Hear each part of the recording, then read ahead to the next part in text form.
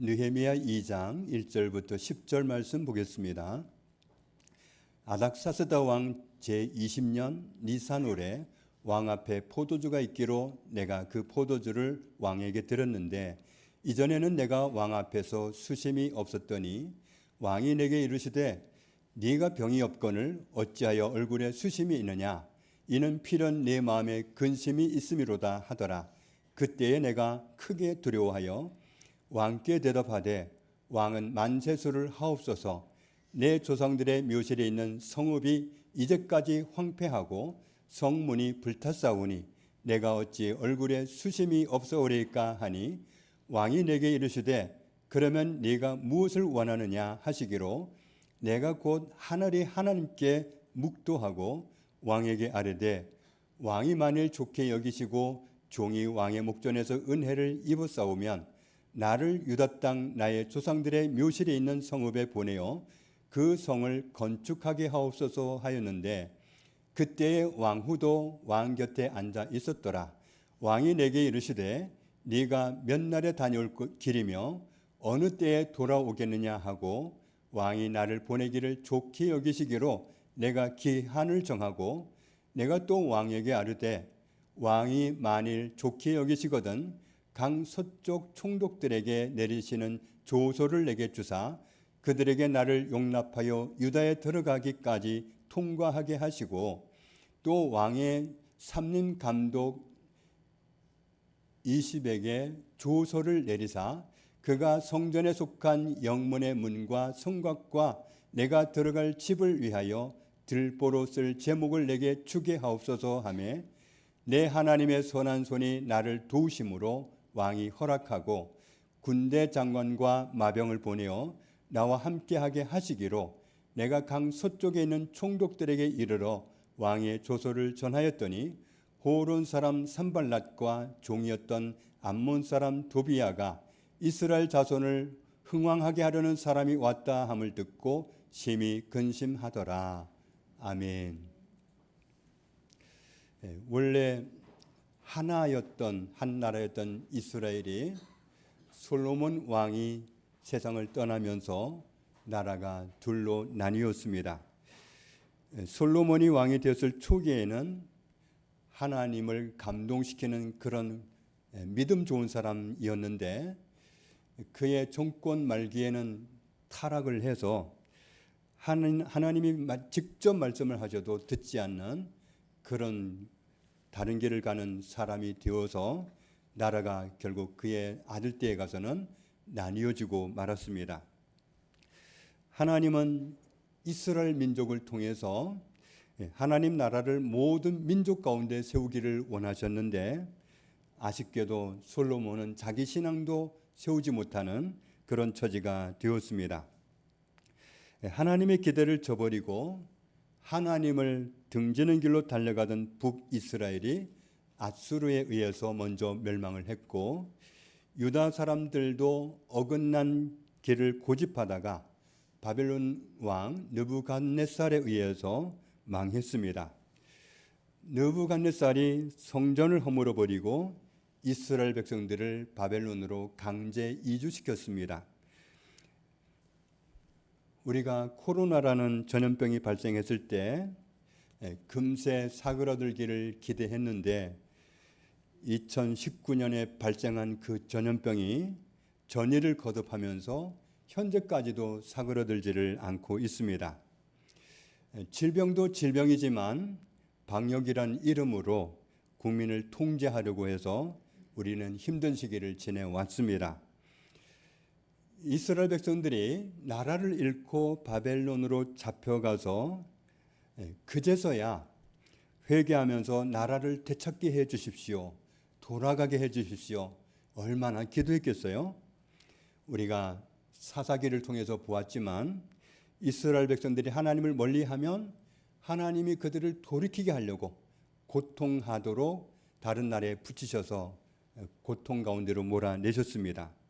그러면 고통스러우니까 또 회개하고 하나님 우리가 잘못했습니다. 우리를 구원해 주십시오 하면 하나님이 사사를 세워서 그때그때마다 구원을 해 주셨지만 그 역사는 이스라엘 가운데서 계속 반복해 왔습니다. 이스라엘 백성들은 진득하게 하나님을 섬기는 자리에 머물러 있는 모습을 보여주지 못했습니다. 본인들이 좀 평안해지면 사사를 통해서 구원해 주신 하나님을 저버리고 딴 길로 가고, 그리고는 또 힘들면 회개하고 돌아오고 그러기를 반복하는 역사를 남겼습니다. 그런데 바벨론으로 잡혀갔을 때는 좀 달랐습니다.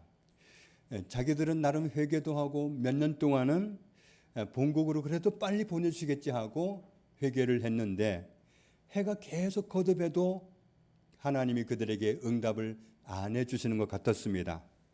그래서 그들은 어떻게 생각을 했느냐면, 하나님이 보다 못해서 이제는 우리를 버리셨나 보다, 그렇게까지 생각을 했습니다.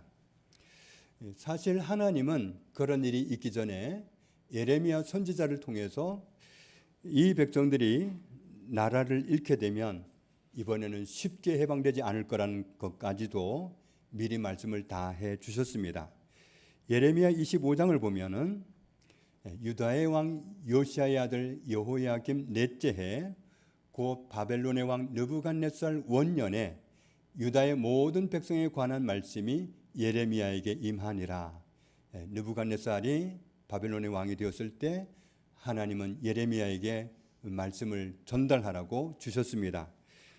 유다가 멸망한 것은 BC 586년입니다. 그런데 하나님이 이 말씀을 미리 주셨을 이때는 BC 605년으로 나라가 멸망하기 18년 전에 주신 말씀입니다. 2절부터 이어지는 말씀을 보면은 선지자 예레미야가 유다의 모든 백성과 예루살렘의 모든 주민에게 말하여 이르되, 유다의 왕 아몬의 아들 요시야 왕 13째 해부터 오늘까지 23년 동안 여호와의 말씀이 내게 임하기로 내가 너희에게 꾸준히 일렀으나 너희가 순종하지 아니하였느니라. 그러므로 여호와께서 그의 모든 종 선지자를 너희에게 끊임없이 보내셨으나 너희가 순종하지 아니하였으며 귀를 기울여 듣지도 아니하였도다. 그가 이르시기를 너희는 각자의 악한 길과 악행을 버리고 돌아오라.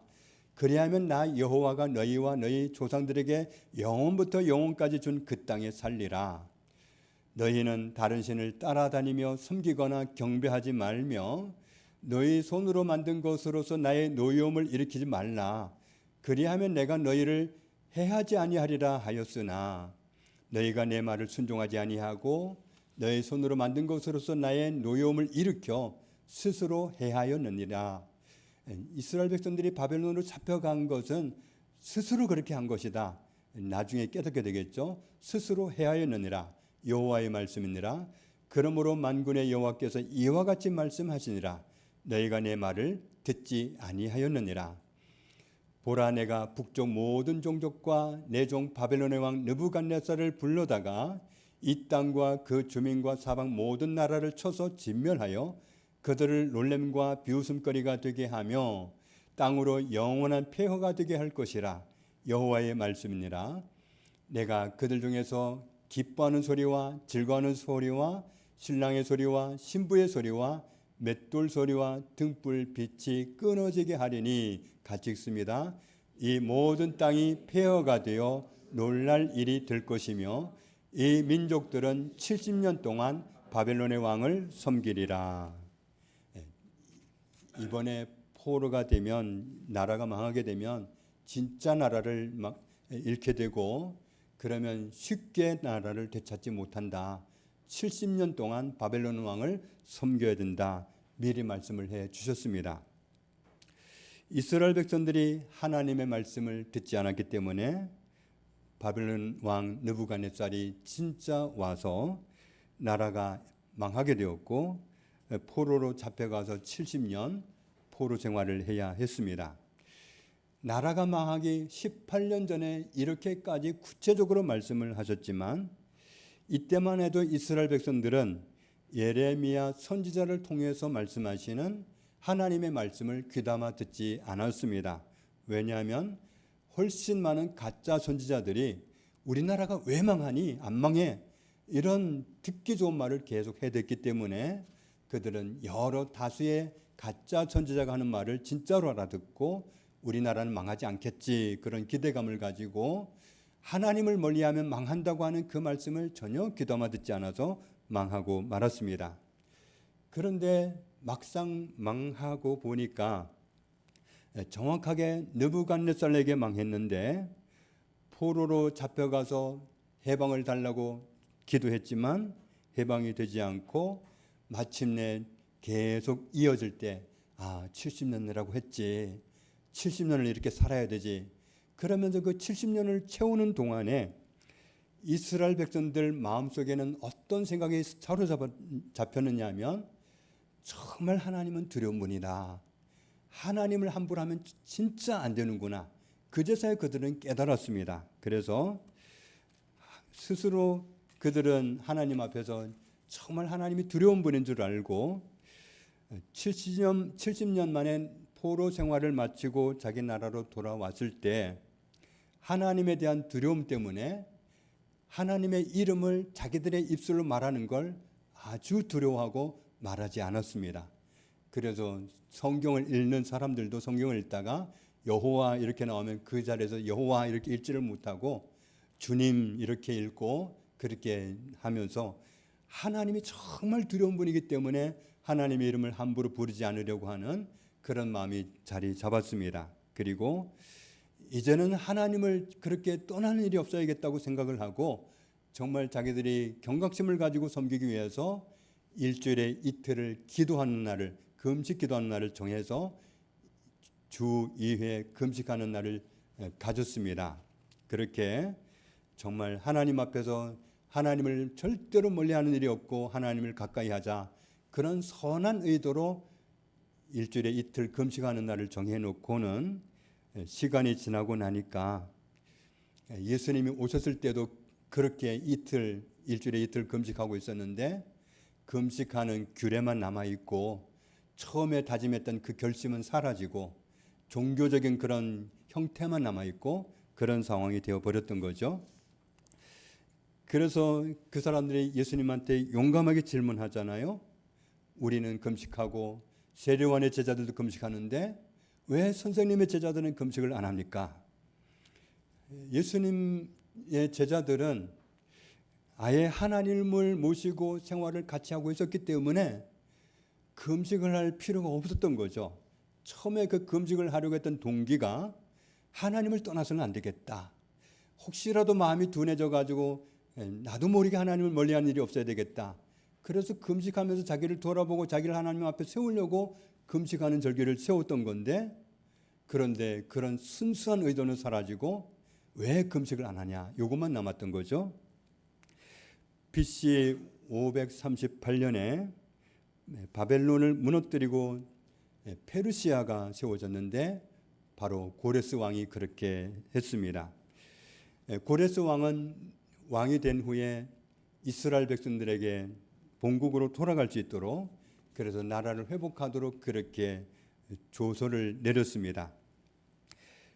BC 458년에 2차로 귀환하는 사람들이 있었고 그때 그 대열에 에스라가 포함되어 있었습니다. 그리고 느헤미야 1장을 보면 아닥사스다가 페르시아의 왕이었던 때가 이때였는데 왕이 된 지 20년째 되는 해였습니다. 느헤미야는 아닥사스다 왕을 섬기는 술관원이었습니다. 그래서 수산궁에 왕과 함께 있었는데 그때 예루살렘에서 온 본국 사람들을 만나서 자기가 살던 예루살렘, 이스라엘의 근황을 물어봤더니 그 상황을 알게 된 거죠. 3절 4절을 보면 예루살렘에 남아있던 사람들은 큰 환난을 당했고 예루살렘 성벽은 다 허물어졌고 그 문들은 다 불탔습니다. 처참합니다. 이 소식을 들었습니다. 그 소식을 듣고 나서 얼마나 마음이 아프던지 금식하면서 느헤미야가 기도하게 됐습니다. 금식도 금식이지만 마음에 근심이 있다 보니까 얼굴에 티가 났던 거죠. 그래서 느헤미야 2장을 보면 왕 앞에 포도주가 있어서 술관원으로서 포도주를 따라 드렸는데 아닥사스다 왕이 느헤미야 얼굴을 보고는 알아차려 버렸습니다. 그래서 너는 아픈 사람이 아닌데 왜 얼굴에 근심이 있느냐 그렇게 묻게 된 거죠. 그 말을 듣고는 느헤미야가 왕 앞에서 엄청 두려워합니다. 왜냐하면 느헤미야가 수심이 있는 원인은 예루살렘 성문이 불타버리고 성벽이 다 허물어지고 그랬기 때문이거든요. 그런데 왜 그 성벽이 다 허물어지고 성문이 불타버렸느냐 하면 바로 자기 앞에 있는 아닥사스다 왕이 그렇게 한 거거든요. 그러니까 지금 이 느헤미야가 자기 나라 예루살렘 성을 허물고 성문을 불태웠던 그 왕 앞에 있는 거예요. 그 왕 앞에서 아무리 좋은 말로 자기가 우리나라 그 보호막과 같은 성벽이 다 무너지고 문들이 다 불타서 제가 마음이 괴로워서 그렇습니다. 아무리 좋게 말해도 왕 앞에는 뭐라고 들리냐면 임금님이 불내지 않았어요. 임금님이 다 허물어 버렸지 않았어요. 그래서 내 마음이 아프단 말이에요. 이렇게 들을 수 있거든요. 그러니까 정말 왕이 두려운 거예요. 아무리 자기가 말을 잘해도 왕은 꼬아서 들을 수 있는 상황이기 때문에 왕을 두려워했던 겁니다. 3절 4절을 보면 아닥사스다 왕한테 이실 짓고 했더니 왕이 뜻밖의 질문을 합니다. 그러면 네가 무엇을 원하느냐? 느헤미야가 속으로 하나님께 기도하고는 5절에 자기를 예루살렘으로 보내주시면 성을 재건하게 되겠다고 그렇게 할 수 있겠다고 말씀을 드렸습니다. 그랬더니 아닥사스다 왕이 조서까지 써줘가면서 느헤미야가 유대 땅 총독이 되도록 임명을 해가지고 예루살렘 성을 재건하는 일을 하도록 그렇게 해줬습니다. 그런데 그때 당시에 그 주변 역사를 되짚어 보면 아닥사스다 왕이 왜 꼬아서 들어도 될 상황인데 꼬아서 듣지도 않고 기꺼이 그러면 가라, 내가 비용까지 다 대주겠다, 그리고 어떤 위험을 만날 것 싶어서 조서까지 다 써줘가면서 모든 가는 길을 통과하도록까지 왜 그렇게까지 선처를 해줬느냐? 거기에는 이유가 있었습니다. 고레스 왕이 칙령을 내려서 이스라엘 백성들이 예루살렘으로 돌아와서 성전을 복원하고 또 성을 다시 재건하고 이렇게 하는 일을 해야 했는데 그 일을 진행하는 동안에 방해 세력들이 계속해서 일어나 가지고 못하게 방해를 하는 겁니다.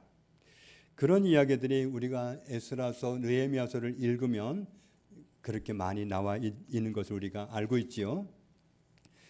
아닥사스다 왕은 BC 465년에 왕이 되었는데 그런데 5년 뒤인 BC 460년에 이집트가 반란을 일으켰습니다.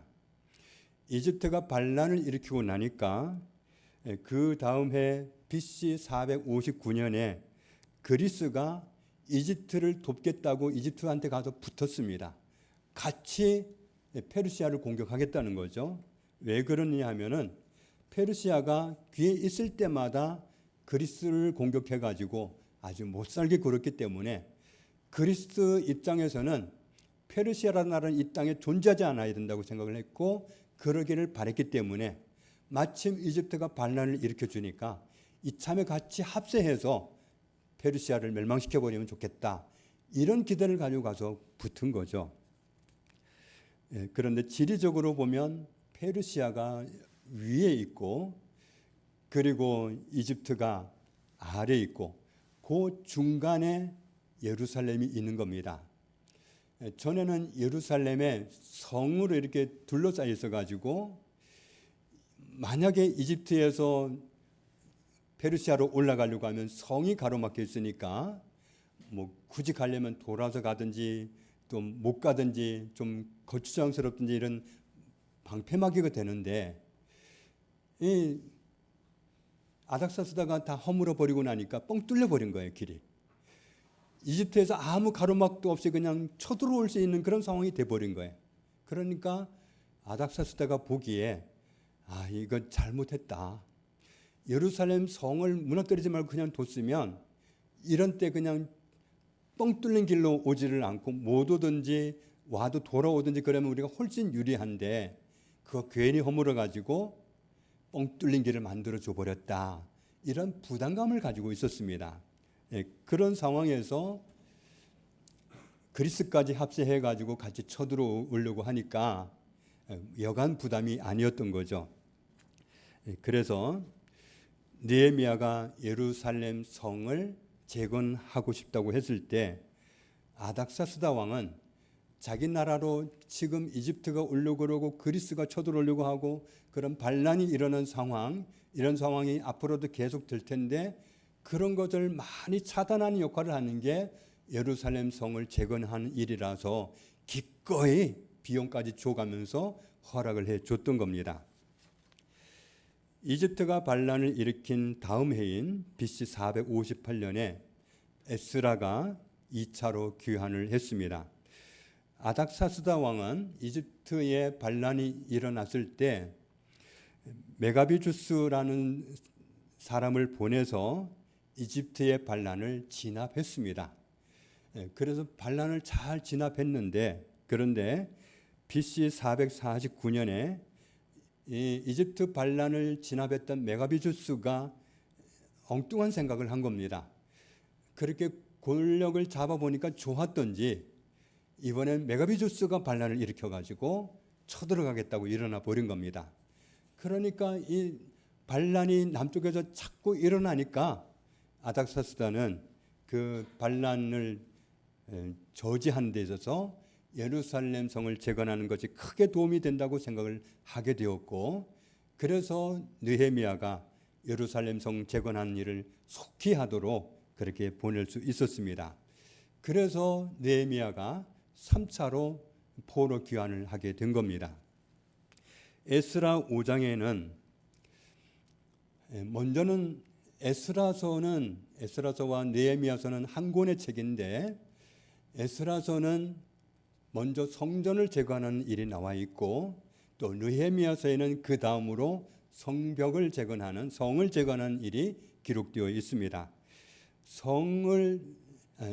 예루살렘 성전을 재건할 때도 방해가 많이 있었는데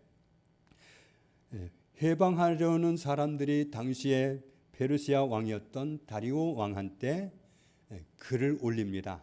말하자면 편지를 보내서 지금 예루살렘에는 사람들이 성전을 짓고 있습니다. 이 나라 옛날에 대단한 나라였습니다. 솔로몬 때 정말 세상을 주름잡는 그런 나라입니다. 그런데 이 사람들이 또 성전을 짓고 나면 당신한테 도움이 안 될 것 같은데요. 그런데 이 사람들 왜 성전을 짓냐고 물어봤더니 글쎄 페르시아 고레스 왕이 조서를 내려가지고 지으라고 했다고 그러면서 짓고 있는데 이게 맞는지 모르겠어요. 그 왕궁에는 먼저 좀 찾아가지고 사실인지 확인 좀 해보시죠. 이렇게 보낸 겁니다. 이 사람들이 고레스 왕 때 성전을 재건하는 명령을 받아서 짓고 있으니까 간섭하지 말라 그러면서 짓고 있다는 것을 알리면서 이 사람들이 이렇게 자꾸 왕성해 가는 것이 도움이 안 될 거라고 그렇게 고자질을 하면서 확인해 보라고 한 겁니다. 그런데 다리오 왕은 어떤 사람이냐 하면 다리오 왕은 고레스 가문에서 나온 왕이 아니었습니다. 옛날 왕정 시대에는 왕의 자손에서 왕이 나오면 정통성이 있는 거고 왕의 가문에서 세워지지 않은 왕은 정통성이 없는 걸로 그렇게 치부한답니다. 그런데 다리오는 고레스 왕가에서 나온 왕이 아니기 때문에 정통성이 없는 왕이라는 그런 공격을 받아야 했습니다. 그래서 그것을 극복하기 위해서 다리오는 무슨 정책을 폈느냐 하면 나는 왕의 가문에서 나오진 않았다. 고레스 왕의 가문에서 세워진 사람은 아니지만 나는 고레스 왕의 정책을 따르는 사람이다. 이걸로 자기의 약점을 커버했던 사람입니다. 그런 다리오 왕한테 그런 건의하는 편지가 도착했던 거죠. 그래서 예루살렘 성전이 재건되는 것을 막으려는 사람들이 보낸 편지를 보고서 궁전에 있는 모든 문서를 확인해 보게 했습니다. 그랬더니 에스라 6장에 고레스 왕의 조서를 찾았습니다. 그러면서 자기는 고레스 왕의 정책을 따르는 사람이라는 그런 주장을 하는 사람인데, 고레스 왕이 정말로 예루살렘 성전을 재건하라는 명령을 내렸다는 사실을 문서로 확인을 한 겁니다. 그리고는 그래서 에스라 1장을 보면 예레미야를 통해서 하나님이 이스라엘 백성들을 다시금 나라를 회복하고 하나님을 잘 섬기도록 하시겠다는 약속을 하셨었는데, 그 약속을 이루시려고 페르시아 왕이 된 고레스의 마음을 감동시키셔서 그 일을 진행하셨다고 나와 있습니다. 그래서 본토로 돌아가서 하나님의 성전을 재건하게 하셨다는 사실을 알 수 있는데, 우리는 이런 돌아가는 일들을 보면서 역사의 주인은 왕들이 아니라 하나님이 역사의 주인이라는 사실을 알 수 있습니다. 하나님은 하나님의 백성이면서도 하나님의 말씀을 듣지 않는 북이스라엘의 멸망을 허락하시고 남유다의 멸망도 허락하셨지만, 그것은 그들을 완전히 버리시기 위한 멸망이 아니었습니다. 그들을 잠시 고통의 장소로 밀어넣으셔서 하나님을 찾게 하시고 그들의 마음에 할례를 주셔서 하나님의 백성이 되게 하시려고 그렇게 하신 겁니다. 하나님의 계획은 온 세상 사람들이 하나님을 섬기는 자리로 돌아와서 하나님의 백성이 되게 하고 하나님의 나라가 되게 하는 것이 하나님의 소원입니다. 이스라엘 백성들만 선택하신 게 아니고 온 세상 모든 사람을 하나님이 선택하신 겁니다. 그리고 모든 사람들을 구원하시려고 예수 그리스도를 대속제물로 내주신 분이 하나님이십니다. 나아가서 하나님은 우리만 구원하신 게 아니고 우리만 구원받은 것으로 족하신 게 아니라 우리를 통해서 온 세상 사람들을 다 구원하기를 원하십니다. 온 세상 사람들을 다 구원하시는 것이 하나님의 소원입니다.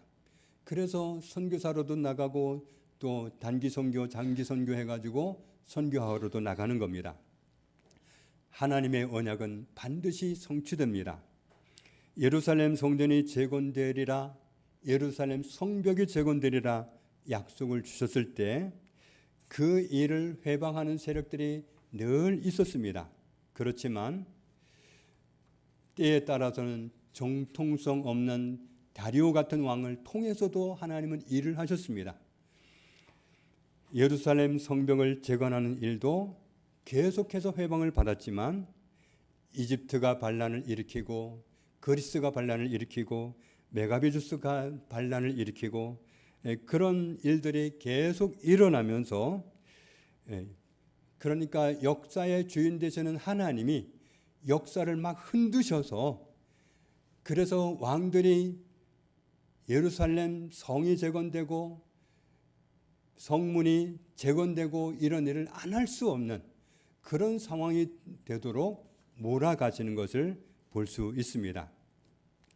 하나님의 언약은 반드시 성취됩니다. 역사의 주인은 하나님이십니다. 이 세상은 영원하지 않습니다. 우리 각자의 인생도 영원하지 않습니다. 우리는 영원한 나라로 들어가야 됩니다. 베드로 후서에서 말씀하신 대로 하나님이 허락하신 영원한 나라에 우리가 들어가야 되는데, 그 영원한 나라에 들어가기 위해서 우리는 하나님께 속한 사람, 하나님의 사람, 하나님 나라 사람으로 자리매김하는 그런 정체성을 가지고 우리가 이 땅에 사는 동안 살아야 합니다. 역사의 주인은 하나님이신데, 역사의 주인이신 하나님이 이 세상의 역사를 끝낼 계획을 갖고 계시고 그리고 모든 사람들이 하나님의 나라에서 하나님과 함께 사는 것을 계획하고 계시기 때문에, 그래서 그 언약을 붙들고 하나님 나라에 속한 사람이 되든지 그렇지 않으면 악한 자에게 속한 사람이 되어서 멸망하게 된다는 사실을 하나님은 성경을 통해서 분명하게 말씀하고 있습니다. 그렇기 때문에 우리가 역사의 주인이 되시는 하나님이 역사를 얼마나 세밀하게 주관하고 계시는지 확실히 보았기 때문에 역사의 주인 되시는 하나님과 항상 함께 살아가는 그런 은혜의 자리에 있게 되기를 주님의 이름으로 축복합니다. 아버지, 감사합니다. 역사의 주인은 왕이 아니라 하나님입니다. 역사의 주인은 대통령이 아니라 하나님이십니다. 하나님이 처음부터 역사를 주관하고 계시는데 하나님의 나라를 모든 민족 심령에 세우기를 원하십니다. 모든 사람을 구원해서 하나님 나라가 되기를 원하십니다. 하나님께서 그렇게 진행해 가시는 이 중간에 우리가 있사오니 우리가 하나님의 마음을 모르지 않고 하나님의 마음을 알아서 하나님의 뜻을 알아서 역사의 주인 되신 하나님을 따라가며 하나님과 항상 함께 살아가는 그런 복 있는 성도 자녀가 되게 하여 주옵소서. 예수님 이름으로 기도합니다. 아멘.